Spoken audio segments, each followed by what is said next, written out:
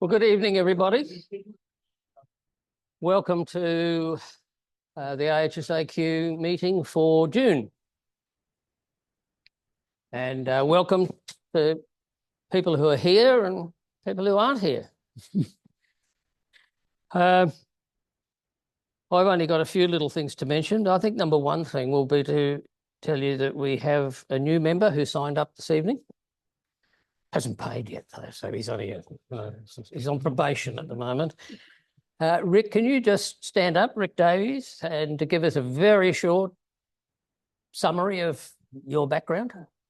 Sorry, I learnt to fly in the Canberra Aero Club in the late 60s and flew here as a student, although the room's changed a bit. 20 years as an Army pilot, fixed-wing driver, instructor, exchange with the Air Force. 10 years with the department as an examiner and senior examiner, and the last 15 years of my flying was the chief pilot of the Royal Flying Doctor Service, Queensland. Gave it up after 50 years, and it's a great privilege to be in a group like this. There's a fair bit of heritage here, I think. That's it from me. Thank you. What was your favourite Beechcraft aircraft? Probably the A36 and then the Beech 200. When I was with the RFDS, we had 22 of those. Had not much choice. Well, thanks, Rick. Welcome. This is a slightly larger group than we often get, so it's good to see everybody came out in the cold. I'm a Queenslander. Cold in the car. I might have lived in Sydney for a lot of my life, but I'm a Queenslander. Okay, well, I made a few notes about things that have been happening since we were last here in the month. Some accidents and incidents, not necessarily only in Australia, some of the more interesting ones that have been happening overseas. And of course, the one that one of the first ones was Apollo 8 astronaut William Anders in his Beech T-34. Anybody not see the video? Okay, well, he might have been a very, very good pilot and a great little astronaut, but he tried to do a loop far too low. Oh, it can spoil your whole day. And he rounded out, but he was still going down rather hard. And he hit it was on over water, and it exploded when it hit as well. So. And incidentally, he was 90 years old. Yes. 90 years of age. So that was fairly nasty. And then we had two vintage types, which are aeroplanes I like very much. On the 15th of June, the Yankee Air Museum Lockheed L-12 Electra Jr. crashed, killed all aboard. Distraction accident and caused by the lack of doing a decent pre-flight check. Apparently, there were quite a lot of people around. It was a Father's Day effort that was going on, so there were plenty of people around, and they elected to taxi out around the crowd, and they had the flaps down, flap down, and an L-12 will not fly with full flap on in the takeoff mode. And they got airborne, and with full flap, the L-12 just comes off the ground like that, and then it stops. And it dropped a wing. Too much drag. And crashed and burnt towards the end of the runway. And then only 2 days later, a privately owned L-12 crashed on landing. And it didn't really crash. It did come to a sudden stop, but it actually was quite nicely on the runway. And it would appear that either the tail wheel lock had failed and the guy who was in the right seat insisted that the tail wheel was locked, and it was certainly locked when they took off. And it just swung left and impaled itself on a tree straight down the nose of the aeroplane there. So how the two pilots got away with it, I don't know. Right There were between them. sorry. Mine right between them. Yeah, obviously, but you know, if you and you would know, there's not an awful lot of room in an L12's cockpit. You're practically rubbing shoulders if you're not actually rubbing shoulders. So that was pretty disappointing. On the 9th of March is something we hadn't mentioned before. A steerman overturned on landing at Shell Harbour, and the aeroplane is one you quite probably know. You remember the white one with the big black stripes all across it, the Zicoli recall aircraft? Well, that was it. And the owner had only taken delivery of it a few days before. Not quite sure what happened. I hadn't heard anything more about it, but, you know, possibly too much break. On the 26th of April, which we hadn't mentioned before either, there was an ex-Portuguese chipmunk, which was all painted up in Portuguese markings and owned by a Portuguese pilot, Portuguese-Australian pilot. 1958 version. He was doing circuit training and at Jandakot, and nobody really knows what happened, but he lost control of the aircraft and it crashed and he died. And something I only found out about today, BA-146 of Pioneer working for Qantas, landing at Brisbane Airport on Tuesday, had a tail strike and it's still there. So I had to unload all the cargo and find another aeroplane and go and finish the run that way. So it's been a busy time. Other things of interest we had was the last Bonza 737 departed the country. And they say that the creditors, Hall Chadwick, blamed a number of factors for the business failure, including insufficient and sporadic funding from the parent company, which was that 777 Partners mob, who sound a bit shonky themselves, to be honest. And they owe 133 million, but at least now the employees can now apply for some sort of something from back from the company, but whether they'll get anything, whether there's anything left to give to them, we don't know. Again, something else that you may have seen on television, the Virgin 737 on takeoff in New Zealand hit a bird, and there was video of this great big flame coming out of it, and he had to divert. I've heard no more about that one either. One assumes that it'll be getting a new engine and it'll be back in business. Martin Mars. Anybody not know what a Martin Mars Very is? big. Yeah. Big flying boat. That pretty much covers it. Bloody big flying boat, yes. One of the very, very last of the American flying boats. Big flying, certainly the last big flying boat. And it's been a fire bomber with another one for quite a lot of years, but they've finally retired them and they're both going to museums. And one of them was sold to the British Columbia, which is in Canada, Aviation Museum, and in August it will make its last flight from the fire people's home base, and it is a flying boat, so it's not an amphibian, so it's got to go to water to from. In August it'll make its last flight down to the museum, and it's been repainted in it because it was Coulson's, and Coulson's are red and white, or sort of orangey red and white. And it's been repainted in its original US Navy, all over dark blue. Looks very good. On the 16th of June, the first MQ-4C Triton drone, Northrop Grumman, arrived in Australia for the RAF. So I don't know how many we've ordered. Does anybody have that on the tip of their tongue? Show fingers. Four to come, and 3 more to come. And I didn't realise this, but those of you who've been to the First World War Museum at where is it? Just up the coast here. Not all I can think of is Caloundra, but Caboolture. At Caboolture, Queensland Imaging. Jack McDonald's Bristol fighter that has been there for quite some years. It has now been sold, and it's gone to the Hunter Fighter collection in Scone. So it looks like it'll remain a flyer, which is good, but and it's quite possible that Jack may have retired from flying because he would have to be in his 90s now too.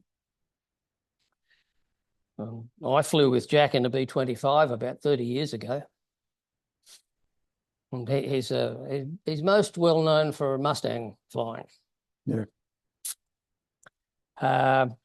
A T-33 Shooting Star has appeared in Temora.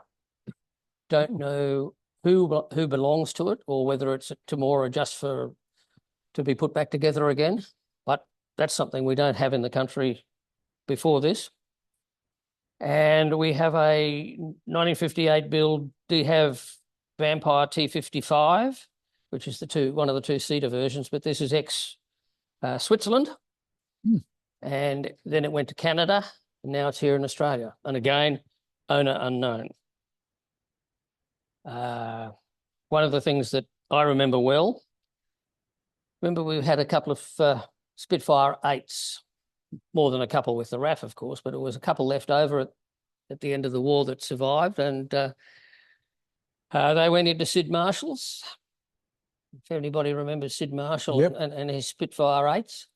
Eventually, we lost MV-154, which was illegally exported. It had a ban on it, but they took it apart and sprayed it silver and hid it in a container in amongst a whole heap of bits.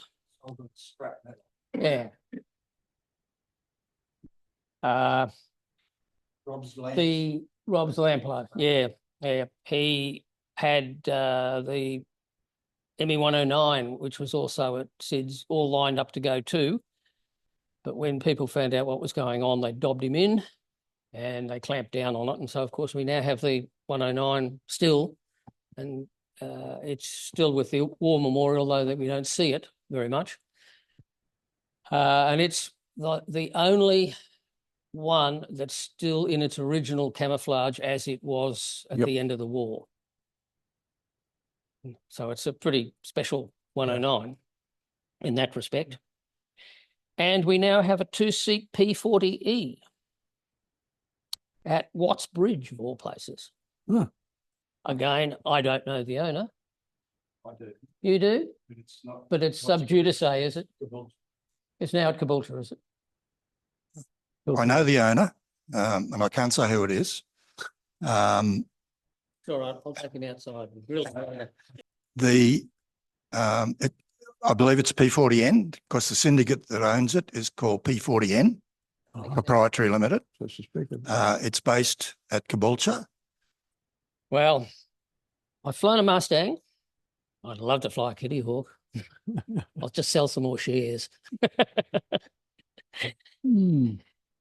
Got a story? Yeah, the P40 Kitty Hawk was on 450 Squadron in the Middle East, North Africa, and 450 was an amazing squadron.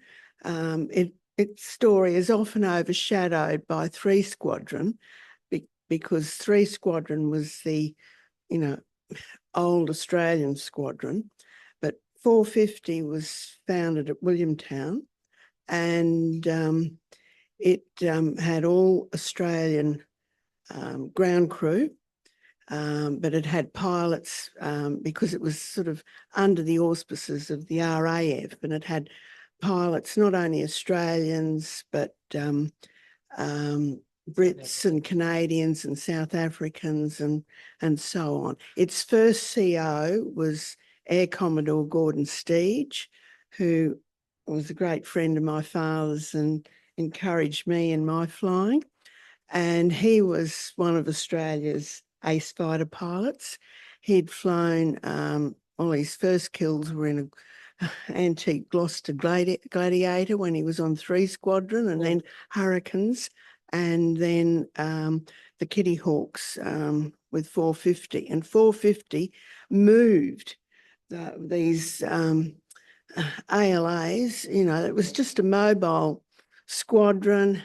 You know, a chap could, like Bobby Gidds, could take off in the morning and go and chase Rommel and the Germans and come back and find the squadron's landing area changed, you know, and so on. In fact, in 1 week, I think they had 12 moves or whatever, you know.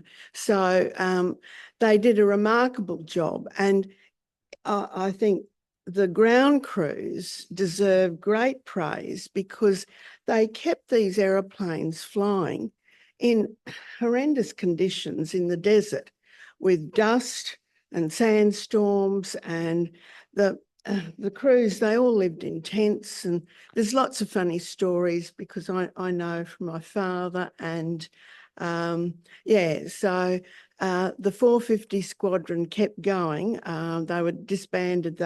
They moved from North Africa to Malta to Sicily. That's where you went recently, and then up through Italy, and they continued to chase the Germans and were at the forefront for the liberation of Rome. And this story isn't widely known. But oh, oh no, well, anyway, and then the ground crew, when the squadron was actually, when they'd finished in Italy, the ground crew decided they wanted to keep in touch, so they established a 450 club. And when they came back to Australia, that then became the 450 Squadron Association. Now, the last of our veterans and our pilots, who was a lovely British fellow, Jimmy James, he died just a few months ago at the ripe old age of 101.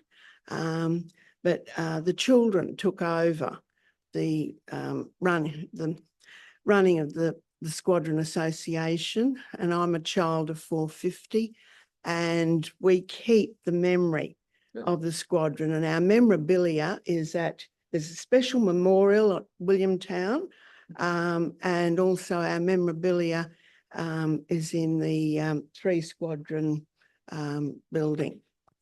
Thanks, Janice. Only 2 more things to mention that I've come across. Jetstar has placed another one of their A320s in New Zealand on permanent basis. That makes 8 they've got based in New Zealand now. And Qantas has announced that they're going to replace their current turboprops with Q400s, second-hand, midlife airframes from an unnamed international carrier, expected to enter service from the end of the 2024 calendar year, and they will have 45 Q400s then, which is amazing. They have 78 seats compared to 74 for QantasLink's existing Q400s, with 50 on its Q300s and 36 on its Q200s. So those are the things that I've taken a note of in the past month. As I said, some of it's a bit older because it didn't come to my attention early enough. So I will now introduce somebody who needs no introduction. Oh. So off you go. Our esteemed ex-president, Warwick Henry, who's got a great flying time behind him, and he's going to tell us all about one particular part of it, which was the Northern Territory Aerial Medical Service. Go for it. Thank you. Well, thanks for all being here. The Northern Territory Aerial Medical Service operated for 64 years. And for 28 years, it was operated by Trans-Australia Airlines for the Commonwealth Department of Health and later Northern Territory Department of Health. This is Jack Slade. The story of the Northern Territory Aerial Medical Service is closely tied to that of Jack Slade, MBE, AFC, and its historical lineage can be drawn back to the pioneering efforts of Clyde Fenton. But first, some other background. In March 1934, Dr. Clyde Cornwall Fenton, later OBE, with the backing of Dr. Cecil Cook, the Chief Medical Officer of the Northern Territory Medical Service at Darwin, had been appointed medical officer at Katherine with a mileage allowance if he used an aeroplane for transport. The government, however, would not provide an aircraft, and Fenton asked the Australian Inland Mission, which had started the Flying Doctor Service in Queensland, for backing for the purchase of one. However, his appeals fell on deaf ears when it was realised that he intended to be his own pilot. Reverend John Flynn firmly considered that in both flying and medical work, it should be one man, one job. So Clyde had to borrow the £500 himself, and that's a lot of money in those days, to buy a DH-60M Moth at Essendon. This is Fenton's first Moth, VHUNI, which he took with him to Katherine, and with just a private pilot licence initially, started flying himself to patients and evacuating patients to Katherine and Darwin. On the 31st of May 1934, the pilot and owner of Fenton of Katherine was making a night flight from Ord River, Western Australia, to Wave Hill with a Dr. W.G. Woolnough aboard, but was unable to locate the beacon and made a precautionary landing. Next morning, he took off without Dr. Woolnough and discovered he was 10 miles from Victoria River Downs, but crashed on landing and had to walk to the station. And Woolnough was collected by a ground party. There's his damaged aeroplane. 3 years later, after getting into numerous rows with the Civil Aviation branch of the Department of Defence and the subsequent Department of Civil Aviation, and crashing 3 Moths, VHUNI, UOI and UJN, which he had paid for, a public subscription was opened in Darwin for the purchase of an aeroplane, and another Moth, UQV, was bought. At about the same time, the federal government announced that it would provide an aircraft for his use. The Fox Moth VHUZS with Clyde in 1937. The brand new Australian-built DH-83 VHUZS was purchased and registered to the Department of the Interior. The Fox Moth with its enclosed cabin for 4 passengers was a great improvement as a stretcher could be carried, and it was about 10 knots faster than the Moth. But the Moth was still useful in getting into places with airstrips insufficient even for the Fox Moth. With these aircraft, Fenton carried on until 1940, when he left the Territory to enlist in the Australian Air Force. Fenton's book, Flying Doctor, was written, and his pre-war story is told in his book, Flying Doctor, of which I have a copy. Although Fenton's first Moth, VHUNI, had been badly damaged in a crash at Victoria River Downs on 31st of May 1934, the Moth was recovered by de Havilland and remained dormant at Mascot until the wreck was eventually rebuilt by de Havilland at Mascot, and it flew again in 1939, when it was sold to the Macquarie Grove Flying and Glider School Proprietary Limited of Camden, New South Wales. And it survives to today. After flying from Camden and Condobolin, New South Wales, for 32 years until late 1988, when the aircraft, after a public appeal, was acquired by the Katherine Museum, taken to RAF Tyndall of Hercules, fully restored to display condition, and is now currently exhibited in a special hangar at the old Katherine Aerodrome. And there it is, still surviving today. Dr. Clyde Fenton joined the RAF in 1940 as a pilot. When he left Katherine, the whole service was transferred to Darwin, where the local pilot, Roy Edwards, was employed to fly the government aircraft. Either a doctor or a nurse would accompany the pilot in emergency flights, and being in Darwin helped overcome the problems of servicing the aircraft. Dr. Fenton was not an aircraft mechanic, yet he had done the day-to-day running repairs. The service which he had started continued, but with the pilot, doctor and mechanic as separate individuals, a policy which was to continue. And this is Clyde Fenton when he was a squadron leader at this time, I think. He had the RAF's number 6 communications flight and later called the communications unit. Fenton did a RAF instructor's course at Camden and then was a flying instructor with number 3 Elementary Flying Training School at Essendon. And Flight Lieutenant, later Squadron Leader Doc Fenton, was posted to Darwin to choose sites for landing grounds at the top end. Good thinking of the Air Force. End up saying who knew the area. When the subsequent aerodromes were named, one was called Fenton, which Clyde thought was jumping the gun somewhat, as all the others were named after dead airmen. He then formed number 6 communications flight at Manbaloo near Katherine on the 16th of December 1942. His first aircraft were DH-84 Dragons, relinquished by 34 Squadron, which re-equipped with Dakotas. Number 6 CU moved to Batchelor, about 70 kilometres south of Darwin, in February 43, and later took over number 2 Air Ambulance Unit, which operated Dragons, Tiger Moths and Ansons. Number 6 became well known as Fenton's Flying Freighters. They also operated some amphibious Catalinas, walruses for air-sea rescue, for which they were responsible from the area from Broome in Western Australia to Gove in the northeast corner of Northern Territory. John Jack Slade trained as a pilot in the RAF Empire Air Training Scheme in 1940. After some time with 34 Squadron flying Ansons in Laverton, Victoria, Jack was posted to number 6 communications flight in December 42, therefore with Clyde Fenton. In August 45, number 6 moved from Batchelor to Darwin, and Jack, by now a flight lieutenant, took over command when Fenton was discharged. As RAF operations scaled down after the war, the main remaining work for number 6 comm unit was aerial ambulance services.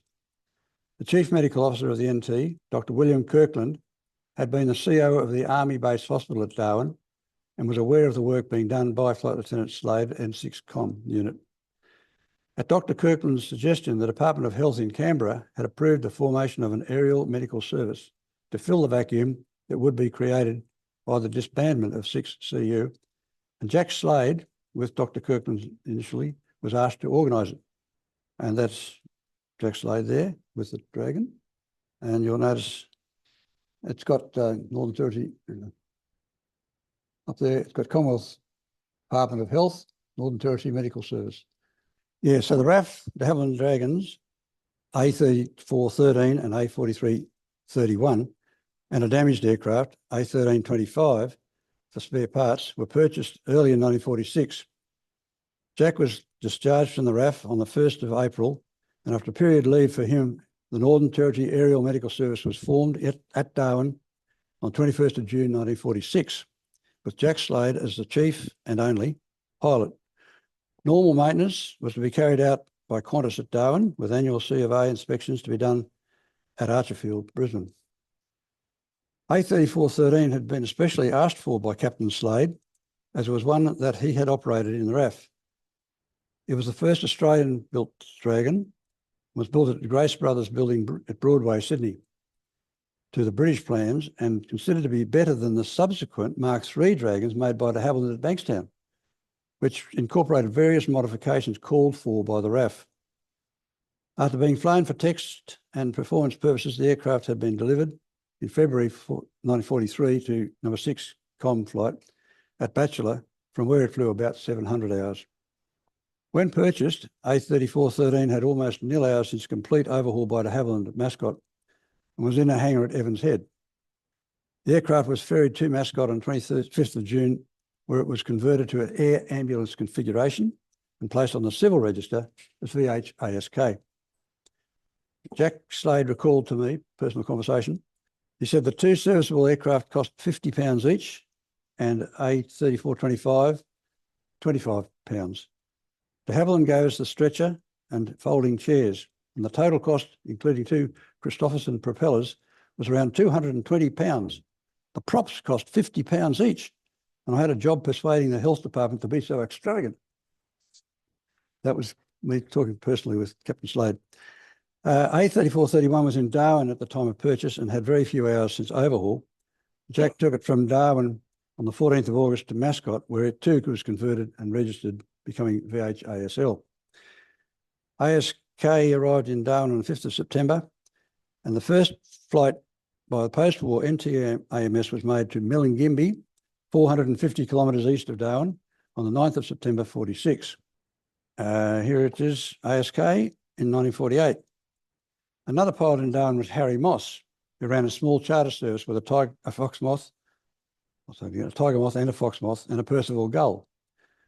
From 1948, Harry was employed on an occasional basis, such as when Jack was on leave for ferrying aircraft south for annual inspection, etc. Eventually, Harry became a full-time NTAMS pilot, and a policy of regular routine medical visits to outlying cattle stations and Aboriginal settlements and missions was instituted, with Harry concentrating on these.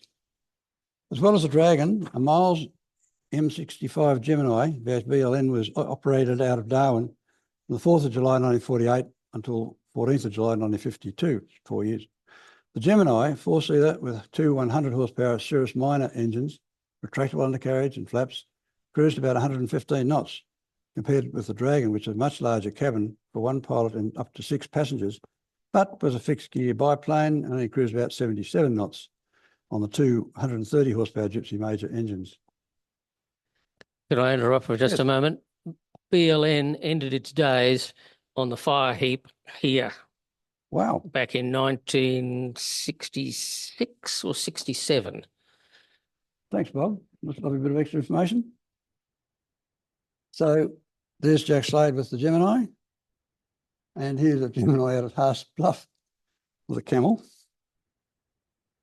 And here's ASK, the Dragon again. In December 1948, Clyde Fenton, who had returned to medicine with the Department of Health after the war, was posted back to Darwin. His old base at Katherine was without a resident doctor, and he was asked to do the weekly visit there. For transport, the AMS aircraft and pilot were at his disposal, but he wanted to fly himself. Having flown with the RAF during the war, Dr. Fenton now had about 7,000 flying hours, but hadn't flown since 1945. And so, of course, he had no current pilot licence. He hired a Tiger Moth, did some duel with Harry Moss, and tried to get the DCA to expedite the reissue of his commercial licence.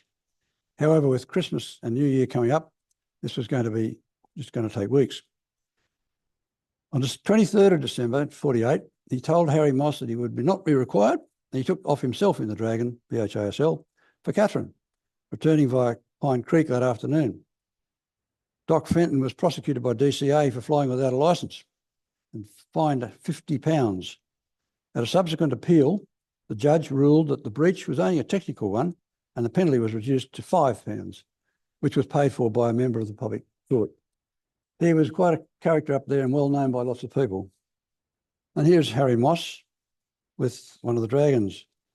From July 1951, Harry Moss commenced short deployments to Alice Springs each 6 weeks.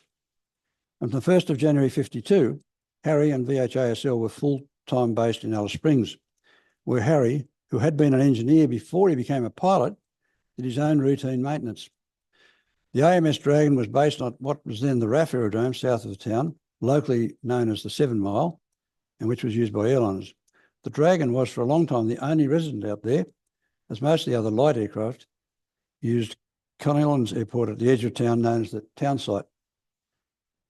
In Darwin, the NTAMS had to provide aircraft for the evacuation of patients in medical emergency, as well as to transport the doctor and sister on routine medical visits. And the Royal Flying Doctor Service was responsible for evacuation flights in that area, with aircraft based there chartered from and operated for them by Connellan Airways. From 1965, the RFDS had their own aircraft in Alice Springs, but that's another story. Back in the mid-30s, Dr. Cook had wanted to base an aircraft in Alice Springs, but the NT administration had accepted an offer by the RFDS instead. On the 1st of March 1952, Trans-Australia Airlines took over the operation of the NTAMS aircraft on behalf of the Commonwealth Department of Health. Captains Slade and Moss became TAA employees, Jack retaining his position as chief pilot of the NTAMS. However, for a few years, Qantas continued to maintain the Darwin-based aircraft. Since TAA was now responsible for the flying standards, and by this time the amount of flying had increased to the extent that another pilot was needed in Darwin, Captain John Rosenberg, who was a DC-3 captain and OIC light aircraft in TAA, he arrived and flew there for about 6 months until Bob Lambert, the first of a long line of TAA pilots on 2-year postings, took over. The NTAMS Dragons were now occasionally supplemented by Dragons from TAA fleet, although these were not liked as much as ASK and ASL. Before TAA was awarded the contract to operate the NT-AMS aircraft, they had offered to replace the Dragons with de Havilland Australia Drovers, which they would make available from their orders. And 3 Dragons were bought, and this is the first of them. And the first of them, AZM, the first drover, and the Dragon here, and that AZM was ferried by Jack in July from Brisbane to Darwin, where it is operated alongside the Dragon. The Drovers had 3 Gypsy Major engines, Major Mark 10, of 145 each, with accommodation for 1 pilot and up to 8 passengers. They had a fixed tail wheel undercarriage and cruised at about 105 knots. The Drovers had been designed to be considerably faster. However, the electrically controlled variable pitch propellers fitted initially proved to be unsafe and had to be replaced by Fairy Reed fixed pitch ones, giving considerable performance penalty. AZM had its props changed in Darwin after a few months in service. You'll note around the roots of the propeller, they're circular, and that's where they would rotate with a variable pitch. And so that's it's a very early drover, and before they've been converted back to the fixed pitch props. And you also notice that the Aerial Medical Service drovers there had the then TAA colour scheme. Here's another one. This is AZN at Alice Springs. It's the second drover, and it replaced the Alice Springs Dragon in January 1953. And ASK was withdrawn, and ASL continued, another Dragon, continued in Darwin and replaced with another drover in July 1955. Now something had bad. BHAZM crashed, I'll go back, the 26th of April 1957, while trying to drop a note to a reportedly lost boundary rider who had just been found. AZN crashed right on the NT Queensland border at Austral Downs between Lake Nash and Camberwell. The man on the ground took no notice and rode away. Not until much later, when he mentioned in passing to some others about the aeroplane that had landed in a funny place, was the wreck found. The aircraft initially actually hit the ground on one side of the border and finished up on the other, precipitating a wrangle within DCA as to whether the responsibility for the accident investigation was with Darwin or Brisbane. More serious. The pilot, Dick Paul, who at the time had been relieving Harry Moss at Alice Springs, at first appeared to be uninjured. He helped his passengers from the aircraft and rigged some shade for everyone, then he dropped unconscious. He had received head injuries, including a subdural hemorrhage. When rescued, Dick was taken by an RFDS drover of the Cloncurry base to Mount Isa. At the hospital there, it was decided he needed to be evacuated to a major hospital in Brisbane. A BOAC Britannia en route Darwin to Sydney was diverted into Cloncurry, which in those days had an airport much bigger than Mount Isa's. While a TAA DC-3 crew overnighting in Mount Isa was called out and flew the patient the 120 odd kilometres to meet the Britannia at Cloncurry. Now that's not the Britannia, it's not at Cloncurry, it just gives you people who don't know indication of the size of a Britannia compared with the other light stuff. And the big Britannia got bogged after its wheels broke through the pavement when it turned off the runway. With the Britannia out of action, Dick was reloaded on the DC-3 and taken to Brisbane, where he was subsequently recovered. The Britannia was stuck in Cloncurry for 2 or 3 days, giving international passengers an unexpected look at an outback Queensland town and causing a temporary accommodation crisis. First Officer Frank Savage flew down from Darwin to Camberwell in another drover, VHAZS, on the 27th to pick up the doctor and nursing sister, a husband and wife team, who had not been seriously hurt in the accident, and he took them back to Alice Springs. And there's the drover on the pole. Major parts of AZN have been incorporated into the restored Dragon on the display at Mount Isa and Royal Flying Doctor Service of Australia colours. This turned out to be the only serious accident to an NT Aerial Medical Service aircraft in the nearly 29 years that it was operated by TAA. That's a pretty good record. Here we have a drover up at Goulburn Island. That's a routine medical visit, presumably. Another Dragon, drover. And this is Harry Moss And Harry Moss wrote a book called 10,000 Hours. 10,000 Hours. And Jack Slade was made a member of the Order of Australia, MBE, in recognition of his work with the NTAMS. In 1955, TAA established its own engineering base in Darwin to handle its airliners and the NTAMS aircraft routine servicing. Major inspections of the Dragons and Drovers were now done by TAA in Brisbane. Now we're going to move to Doves. 1957. Later, in 1957, a de Havilland Dove VHDHE was chartered from de Havilland from the 19th of July to 23rd of August for evaluation. The Dove was a considerable improvement on the Drover, cruised 155 knots on two Gypsy Queen 70 Mark II engines, and was larger, with a max takeoff weight of 8,800 pounds or 4,000 kilos, compared with the Drover at 6,500 pounds or just under 3 tonnes. When it first appeared at the end of World War II, the Dove was a very advanced mini airliner, which could carry up to 11 passengers. It used a pneumatic system to operate the flaps, undercarriage and brakes. Its engines were supercharged up to plus 7 pound boost, which we call 45 inches of manifold pressure in American terminology, giving 380 horsepower at 3,000 revs on takeoff, and had a sophisticated fuel control unit that only required a throttle. The mixture was attended to by the fuel control unit. The aircraft was subsequently purchased by the Department of Health and put into service in Darwin on the 19th of November that year, 1957. A second Dove DHH was bought new from the factory after delivery to Bankstown by Rollo Kingsford Smith. I think he was a nephew of Sir Charles, who was the sales manager of de Havilland Aircraft at Australia at Bankstown. It was equipped for aerial ambulance work, was handed over to the NTAMS on 15th of September 1957 and went into service also at Darwin a few days later. Later, a third Dove was ordered. This one, DHK, was ferried to Australia by the well-known pilot Harry Purvis and sold to the Department of Health in 1960. In Harry Purvis's book, Outback Airman, he described the ferry trip from the UK to Bankstown. He wrote that after delivering it without a scratch, and quote, the next day a de Havilland test pilot got into it, forgot to check the brake pressure, and our beautiful aeroplane went straight into closed hangar doors and had a nose pushed in and the right wing leading edge dented.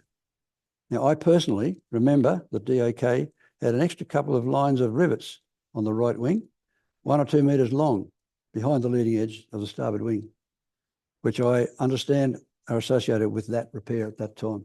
So the rest of its life it had a lot of extra rivets on the right wing. Probably the Dove I flew the most.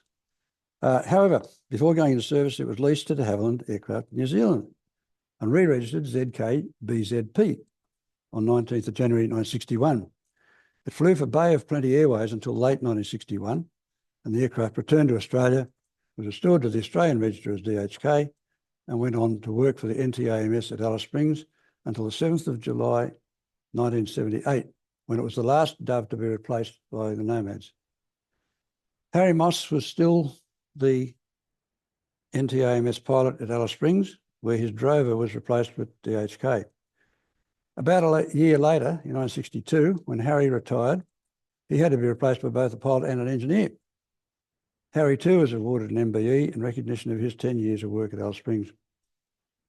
First Officer Keith Goodyear became the first TAA pilot on posting to Alice Springs, and the new station engineer was Ted Prisk, who was transferred up from Adelaide. For 3 months during 1964, Ted was relieved while he went off to do a Boeing 727 engineers course, replaced by another Adelaide-based engineer, John Cridge. John already had experience on Doves, gained when he'd been working for the Airlines West Australia Limited in Perth before he had joined TAA. John must have found the base and worked to his liking as he took over from Ted in January 1966 and stayed for nearly 15 years until the 30th of September, when TAA ceased operating their aircraft of the Aerial Medical Service. I knew him well. This is in the hangar at Alice Springs, and John Cridge is over there on the left side. Those are the two Doves that are based at Alice Springs almost the whole time I was on them. and DHD on the far left and DHK in the foreground. I'll come back to those aeroplanes later. In 1966, another Dove was purchased for use in Darwin. This one originally had a Dutch registration, PHION, issued Irenes Aerodolile Exploratory on Procedure MIDGE on 20th of April 1957. With a name like that, perhaps it was used in Indonesia. And PH, of course, is the prefix for Dutch aircraft. In December 1963, PHION became GASMX in the UK, where it was operated by Air Crews Limited. And on 27th of May 65, it became ALGO with SOC Agranova until January 1966. It was briefly restored to GASMX by Shackleton Aviation, then being registered to the Commonwealth Department of Health as DHN in 1966 and entered service in Darwin on 9th of September that year. Dove DHD on one.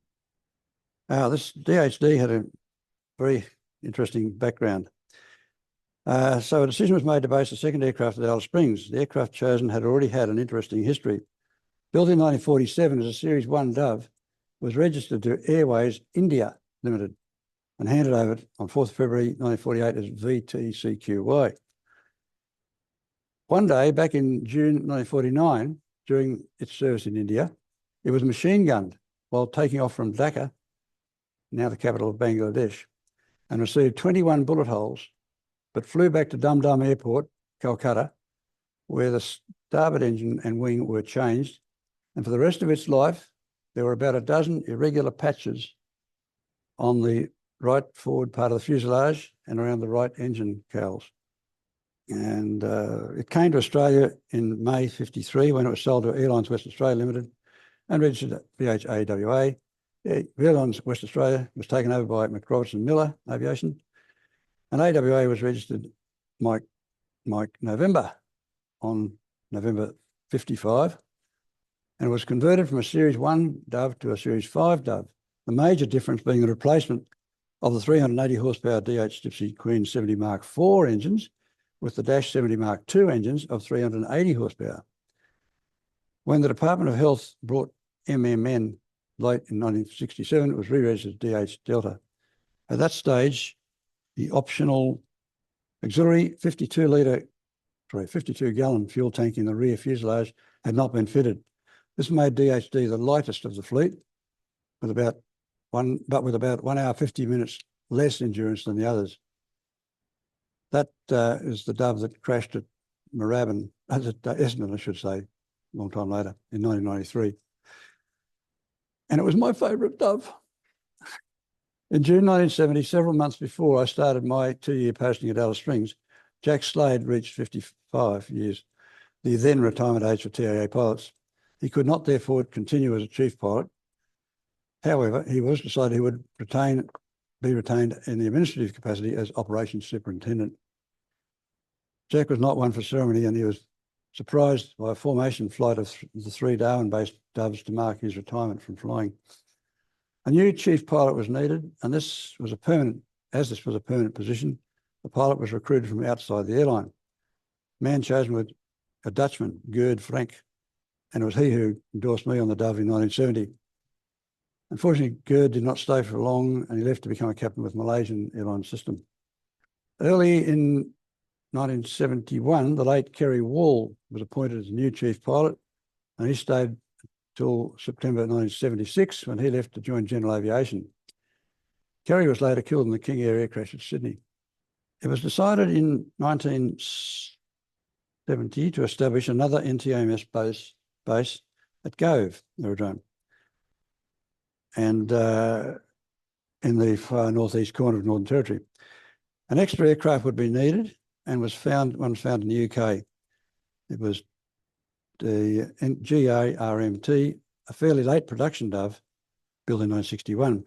Doves were in production from 1945 to 1967. It was purchased by Hawker de Havilland for the Department of Health and was delivered to Bankstown by Jim Hazelton, another well-known name, in 1971. After being overhauled by Hawker de Havilland, it was sold to the Department of Health and registered DH Alpha. On 28th of June, then ferried Bankstown, Alice Springs, Darwin by Ken Assender on the 1st and 2nd of July 71. The Bankstown to Broken Hill and Alice Springs section was in company with DHH, being flown by me to Alice Springs after a regular 3-yearly C of A inspection at Bankstown. And that's taken during that ferry flight. I stopped at Alice Springs, of course, and he went on the next day back home to Darwin. I had flown one of the Alice Springs-based Doves, DHK, to Bankstown a few days earlier via Dubbo. And I picked Dubbo because I used to work for Davey Air Services before I joined TAA. His head office was in Dubbo, and I thought it pretty smart if I turned up from Alice Springs into Dove. Anyway, that worked. It was a 6.5-hour flight, and it was the longest flight I'd had for a long time. And it was 737. 6.5 hours solo, no autopilot. Not that the lack of an autopilot was considered a problem, but the Dove was a very stable aircraft and a delight to fly and land, even if, like most British aircraft in those days, it had an untidy cockpit layout. This very good endurance of about 7 hours, 20 minutes was very useful on a regular day's flying with a few stops without refuelling. It wasn't very often that out in the bush you'd get the 2 Doves there at once, but I was there in DH Delta in the foreground, chatting with some people, standing about where I took the photograph from, and I noticed the other Dove coming to the circuit. Oh, and I thought just in time, I suddenly stopped talking to the guys. I dashed the airplane, jumped in the back door, grabbed my camera off the back of the hat rack, raced back and got that. I was not photoshopped. Yeah, so that was one of the properties out of town. The landing seating configurations varied amongst the NTAMS Doves. They usually had about 6 and up to 8 seats in the cabin and a folded stretcher in the rear locker. The seats being quickly removable to be replaced by 1 or 2 stretchers as required. With full fuel and the standard equipment, there was the only payload available for a few passengers. But as one burned about 30 gallons per hour, about 100 kilos, then for about every 45 minutes flown, you could generally pick up another passenger. And in spite of that generalisation, there was on occasion where the Dove flew with 21 people on board. I think I got a record there. In February 1971, there were a lot of Aboriginals from Docker River area over by the West Australian border who had been patients in Alice Springs but now needed to be repatriated. When an evacuation flight to pick up a patient was ordered, I was asked to take the opportunity to return as many home as I could. With the 9th passenger seat installed in the lighter aircraft VHDHD, and 5 light adults, each nursing a baby or infant, 8 infants or small children sitting 2 to a seat, a baby in a crib on the floor, and the nursing sister to be the attendant in the second cockpit seat, and we were all in. 21 people on board, surely a record with a Dove. Can anyone top that in the world? You've got to have if you've got more than 10 passengers, you're supposed to have a flight attendant. Well, the nurse was the flight attendant. Oh, well, with the required fuel for the 4-hour return trip plus reserves, we're about 30 pounds below max takeoff weight for landing, for departing Alice Springs. And of course, we got lighter as the trip went on. Okay, now we've got a map of the territory, and you can always see that's what it is, of course, but that's just gives an indication of the area we used to cover. You've got Darwin in the northwest corner, of course, and Gove in the northeast corner. Alice Springs there, of course. We had a few places in the north of South Australia we used to go to, and came right over to the Queensland border. And there were a couple of places in the West Australian side we used to sometimes go to also. Sometimes we'd overnight in Kununurra, that's it, thank you, if we were doing various flights out there in the western corner. From the early 70s, various aircraft were evaluated on paper as replacements for the now elderly Doves. Types considered included the Handley Page Jetstream and Beechcraft King Air. Eventually, on the 4th of March 1974, an order was announced for 6 government aircraft factory Nomads for delivery in a couple of years. The N24 version was chosen, this having a stretched fuselage compared with the more common N22, but with the same maximum takeoff weight of 8,500 pounds or 3,855 kilos. Now, on the afternoon of December 1974, the then Gove-based pilot, Dick Fearon, had taken a patient to Darwin in DHE. Having battled heavy rain and very low cloud to get there, it was decided he and the Dove would stay overnight. What happened? Therefore, when Cyclone Tracy roared in and did so much damage to Darwin on that Christmas Eve, there were 4 instead of the usual 3 doves in the Department of Health hangar, and all were damaged after the hangar doors blew in. One of the Alice Springs doves, DHK, happened to be away at Bankstown having major inspection. Thus, the only serviceable NTAMS aircraft in the whole territory was DH Delta in Alice Springs. On the morning of the 26th, more damage. And on the morning of the 26th, Peter Casey, the only available AMS pilot, was at Alice Springs Hospital Outpatients Department, having a badly cut finger attended to by Sister Helen Cridge, the wife of the engineer John Cridge. And when the message caught up with him, asking him to provide the AMS coverage for the top end. To add to the difficulties, as well as there being no suitable aircraft, serviceable aircraft in Darwin, all radio communications with that area being cut because all the transmitter masts have been blown down. Not knowing how long the emergency conditions would last, a team was assembled comprising of Dr. Colin Mills from Darwin, who happened to be in Alice Springs at the time, a nursing sister, John Cridge to maintain the dove, and Peter to fly it. They collected 2 Traeger portable HF radios and a supply of aircraft spare parts and flew to Tyndall, the large airport about 15 kilometres from Katherine, as the old Katherine Airport had just been closed, where Clyde Fenton had made his first airstrip. The team stayed at Katherine that night, and with the help of a DCA radio technician from Katherine Flight Service, a radio base was set up with the portable radios in a consulting room at Katherine Hospital, so that the usual radio medical sessions could recommence. The next day, DHD was flown to the old Katherine Airport, and where Peter had insisted it must remain open. The aerodrome, although abandoned, was still quite serviceable for the Dove. Unfortunately, there was still a supply of avgas in the fuel dump, which was duly commandeered. They then flew on to Darwin with some medical supplies and then back to Katherine to begin high priority medical flights. A second aircraft was provided by chartering a Cessna 310 and pilot from South Australian and Territory Air Services, SARTAS that is, from Alice Springs for a week. Thus, the aerial medical service would run from Katherine Hospital until New Year's Day, by which time at least some radios have been made operational in Darwin. Although they were all eventually repaired, most of the damaged doves were not going to be airworthy for some time. So as an interim measure, 2 TAA Twin Otters were made available. Yes, TGG arrived in Darwin on the 30th of December and TJF on the 31st. One of the pilots who arrived in TGG was Captain Jim Bartlett, who had been based in Darwin back in 1960-62, flying drovers. Must have good getting his old stamping grounds.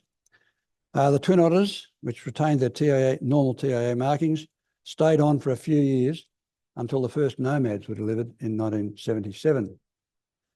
Of the Doves, DHH was the least damaged and was sent to Gove within a week. As a result of the cyclone and the disruption it caused, much of the aerial medical service work in the top end was passed over to Gove for most of 1975. Another Dove, DHN, and another pilot were based in Gove from January. The pilots were Rod Blow, whose house had been blown away in Darwin, and Peter Douglas, who had been about to commence his posting in Darwin. With the delivery of the Nomads coming closer and the Twin Otters being available, it was decided that as each Dove became due for its regular three-year C of A major inspection, it would be withdrawn from service. Therefore, in June 1975, DHD was flown to Bankstown for disposal, being replaced in Alice by DHE. About a month later in Gove, DHN was found to have some corrosion in a wing spar tops and was grounded. Its only flight since was to Bankstown for disposal. It was clear that the next Dove would not be available for some time, and before the Nomads were delivered, so an interim Cessna 402A VHRX was chartered from Aero Pelican. DHH was transferred from Gove to Alice Springs, and the Cessna 402 went to service from June to November at Gove. Peter Douglas, who stayed 4 years in Gove, flying this Dove and Nomad, and 402, became the only pilot in TAA to fly a Cessna 402 in TAA service. The last 2 Doves were sold to CSIRO Division of Soils in 1978. DHK was delivered to Archerfield where a hole was made in the floor and a camera mounted for survey work. But DHH was left at Alice Springs. After very little flying with CSIRO, DHK was dismantled in 1984 and taken by road to Canberra, where it is still, as far as I know, still in storage for eventual display in the Museum of Australia. Quite some time ago, 15, 20 years ago, I got in touch with a guy in Canberra who's associated with that. He said, oh yes, we've got the Dove here. Anyway, don't put it on display. Nomads. The first NTAMS Nomad, DHO, had been handed over to TAA in Melbourne on the 24th of October 1977 and went into service in the Northern Territory from 16th of November, followed by DHP, DHQ and DHR within the next 2 months. DHU and F were delivered in August 1978 and June 79. Nomads were the first aeroplanes to use the Allison 253 free turbine engine, which had, however, been extensively used in helicopters. The version used was a DD250B-17B, which could give up to 420 horsepower for takeoff. These engines had perhaps 1/5 the mass of the Gypsy Queens in the Dove and gave a similar power, but they used more fuel, 180 litres of AVTUR per hour compared with about 136 litres or 30 gallons of avgas per hour in the Dove. The NTAMS Nomads were very well equipped with weather radar, built-in oxygen system, autopilot, airliner radios and navigation instruments, and medical clinic cabinet. They were fitted with ordinary optional auxiliary fuel tanks in the wing tips, giving a total endurance of 7 hours, 40 minutes if you're cruising at about 150 knots, with a fat wing optimised for stall, not speed. TAA made some extra modifications, including an emergency electrical system, and eventually added a continuous ignition system for the engines to be available for use during wet takeoff and landing in wet runway conditions, after some takeoffs had flooded runways and caused a flame out in the engines from the water splashed up from the nose wheel. With all that standard equipment and a patient history files for a routine medical visit, if all fuel tanks were full, the Nomads had a payload of 116 kilos available. Yes, about 1 passenger and baggage or 2 light passengers. But on the other hand, with fuel for a 2-hour flight, they could take 10 or on short trips up to 11 passengers. With the Nomads, the NTAMS at last had a homogeneous fleet of IFR-equipped aircraft. Whereas although the TAA pilots were always held first-class instrument ratings, even the Doves in the service, except for DH Alpha, only had VFR or night VNC equipment, and each one had a different cockpit layout.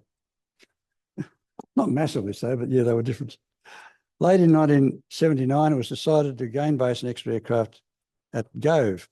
1 Nomad was taken from Alice Springs, and that base reverted to 1 aircraft, 1 pilot and 1 engineer, rattling around in an enormous health department hangar that was built just a few years previously. There were now 3 Nomads and 5 pilots in Darwin, and 2 each in Gove. That's yours truly. The fuel, that's all the fuel's over wing, and 4 tanks in around that area, and the one at the wing tips as well. That's me refueling aircraft at Borroloola. See my very official hat. What's next? And that's a picture of the cockpit, and I was flying from Darwin for about 4 months, and then I moved to Alice Springs, where there was 1 pilot, 1 aircraft, DH Papa, and 1 engineer. And that's at Tennant Creek. I have also a picture of myself standing beside a Dove with that same tree in the background and the flagpole. The tree's about 2/3 the size when I was there in the Dove. When the Northern Territory was granted self-government in 1978, the Northern Territory Medical Service was handed over from the Commonwealth to the Northern Territory Government. 1 Nomad, DHP, was repainted with a Northern Territory flag on the tail. What's that one? Just that one, that's the one. With the Northern Territory flag on the tail, and all red painted areas changed to orange, as is on that flag. And the sign writing was changed from Commonwealth Department of Health to Northern Territory Medical Service, and a Northern Territory Aerial Medical Service written on some of them too, with the word aerial appearing from an aircraft at last. As you see, it's a Dove and a Nomad, and that's at Alice Springs. In 1980, June 1980, Jack Slade reached the final retiring age, but it was also near the end of TAA's operation of the NTAMS.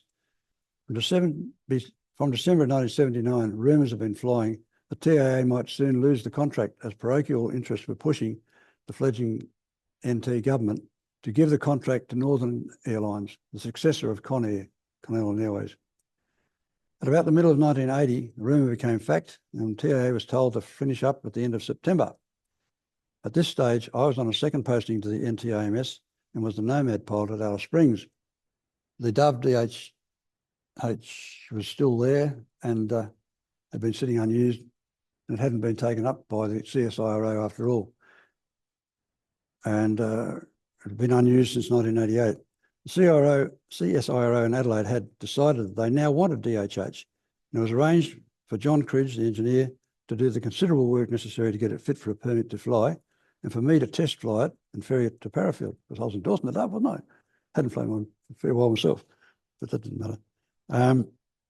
In the event, DHH was not quite ready in time for me to fly it south. However, I was able to test fly it, and a CSIRO pilot flew it away again shortly after I left Alice Springs. As the end of September became closer, I'd been wondering who would be taking over from me. With only days to go, it became clear that the Alice Springs base was to be closed and the RFDS took over our work, as well as their own in Alice Springs from the beginning of October 1980. In 30th of September 1980, the last scheduled NTAMS flight from Alice Springs was to take a dentist and his team to Papunya. However, on returning in the afternoon, an evacuation flight to Andado was requested. Andado's in the bush southeast of Alice Springs, down towards the South Australian border, and was requested and flown. In Darwin, a similar situation arose with an evacuation flight to Borroloola, about a 5.5-hour return flight, involving the last flight takeoff from Borroloola. This last NTAMS flight operated by TAA was flown by Rex Booth in a Nomad DHF. And I squeezed in another test flight of the Dove on that last day. DHH stood unused at Parafield, Adelaide, for the next couple of years. And in December 1982, another permit to fly was issued, and it was ferried back north to Bond Springs, about 30 kilometres north of Alice Springs. And from there, it was moved by road into the town, Alice Springs, to be displayed still at its full NTAMS markings at the Central Australian Aviation Museum in the old Conair Airways hangar in the city of Alice Springs, or town of Alice Springs. It's now surrounded by houses, and that's where it is now. Also an ex-Conair DC-3 you'll see, and some other things there too. And they used to keep the radio in the Dove turned on, so people were walking around and they'd hear radio traffic from the control tower at Alice Springs Airport. I don't know if they still do that, but they were for a long time. And so that's DHH in the Central Australian Aviation Museum. The Nomads were now operated for the NTAMS from Darwin and Go by Northern Airlines from October 1980 only until early 1981, when that airline, after getting into financial difficulties, ceased operating. The NT government appointed Transecutive Airlines Proprietary Limited from Essendon as acting managers, and they operated the NTAMS and the 3 Coastwatch N22 Nomads for about 4 months while the new tenders were considered. In May of 1981, the contract was awarded to Ansett subsidiary Northern Territory Aerial Work. About 4 years later, NTAW assigned the contract to Air North Limited, which took place over the operation in March 1985 and flew the service until September 1987, when the operation passed to SkyWest Aviation PL, operators until at least 1997. One Nomad, DHU, had been withdrawn from service in 1981 and used for spare parts. Another, DHQ, was sold in 1985 to the Air Safari in New Zealand, where it became ZKNMD. However, after that aircraft crashed on takeoff in July 87, Air Safari bought DHU as a replacement, and the engines and other parts of ZKNMD/DHQ were fitted to DHU in Darwin, and it departed in September 1987 for New Zealand, where it became ZKNMD, the second to the probable confusion of future aero historians. The same, two different aircraft, the same registration. And in 1988, these nomads were repainted overall white with an winged angel aerial medical service. And that's a close-up of the new logo. And they've got North Aerial in the name. When tendering the contract, SkyWest had offered a Beechcraft Super King Air 200 VHTNQ, which was added to the fleet for medical evacuation flights, the nomads being mainly used for routine medical services. In December 1992, the contract with SkyWest was extended with an additional Super King Air 200 VHKZL, and with this one joining the fleet in Darwin, making the nomad available for a new base at Catherine. And there's another King Air. It's arriving for the NTAMS. Looks like it must have just arrived in the country and not been repainted yet. In the mid-1990s, as the remaining nomads were retired, more King Airs and a Cessna 402 were ordered. In late 1985, a Cessna 421, the NMP, that one, of the SkyWest fleet was made available to fill in for routine medical visits, pending the arrival of a Cessna 402, which went into service in November 1995. At some time, I'm not sure just when, service was taken over by Pearl Aviation and operated until 30th of June 2010, and that was the end of the NTAMS. So 21st of June 1946 to the 30th of June 2010, it's 54 years as the aerial medical service. Now, they've got care flight. The new model was called the Top End Medical Retrieval Service and was based upon a successful contract of providing an integrated service based on fixed wing and rotary wing aircraft, logistics and medical staff for the top end. Care Flight was chosen to provide the interim service, which commenced in July 2010. And that's their hangar. And pretty flash, even bigger things. And they had that Beechcraft King Air and the Kawasaki BK 711. And from January 2013, Care Flight provided 5 King Airs and a Kawasaki BK 111B2 helicopter for dedicated medical and search and rescue missions. And that's all, folks. So that's some of the story. I'll let you read it. And I'll throw myself open to questions. Thank you. Thank you, Warwick, because you've highlighted what an essential part of the aviation and these aerial medical services have provided to Australia. And as you say, this has been overlooked, but it's been a vital part of the development of this country.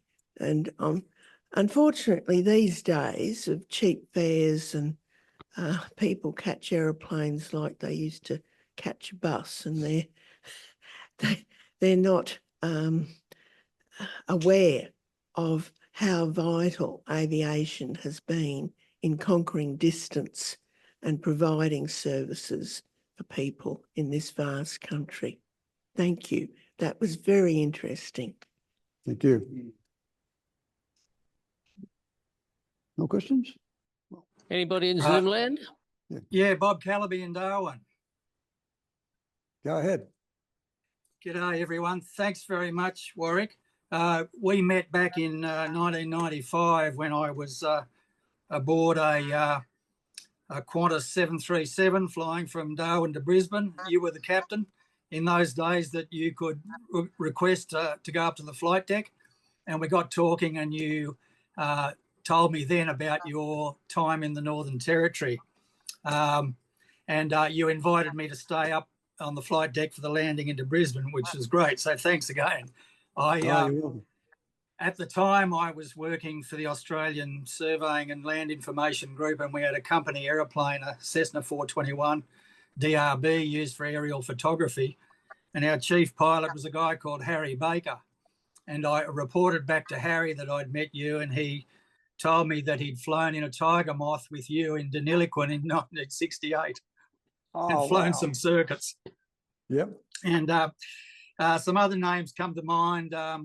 I work at Darwin Airport. I've been there for 27 years as safety and standards manager. And about the year 2000, there was a charter for the reenactment of the London to Sydney motorcar marathon, where the cars were flown from Singapore to Darwin in an Antonov 124, and the drivers in a chartered Malaysia Airlines A330. And the charter manager was a guy called Bruce Widmer, who was one of your NTAMS colleagues in Darwin. Yeah, that name's familiar. And Bob Livingston, when I did my first safety officer course at Sydney Airport in 1999 with Rod Sullivan and Will Heatbrink, you came over from the tower and gave us a burst on air traffic control. Yeah, the one and only time Will asked me to do it. Okay. It was a good or a bad thing. It was good. It was good. And Captain Rick Davies, remember you, Rick, from the CASA office in Darwin?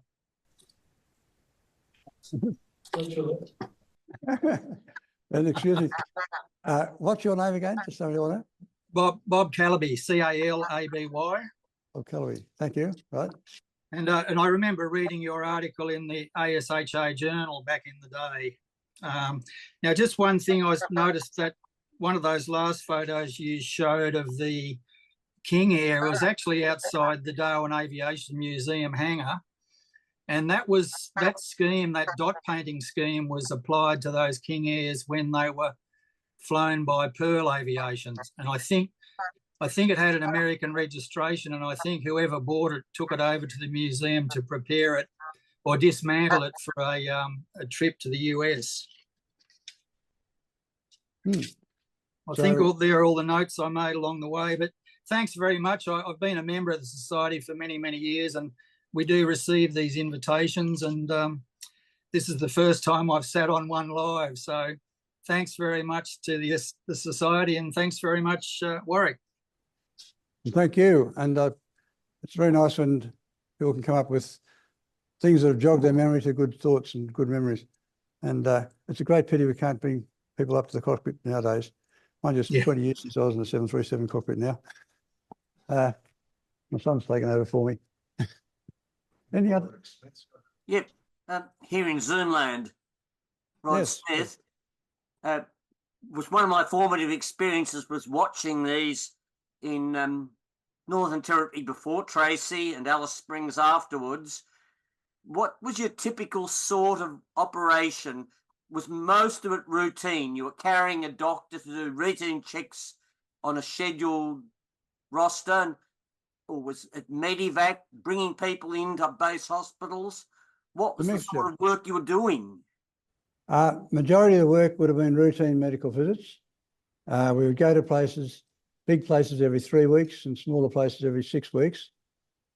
And then we were available to be called for evacuation flights if necessary.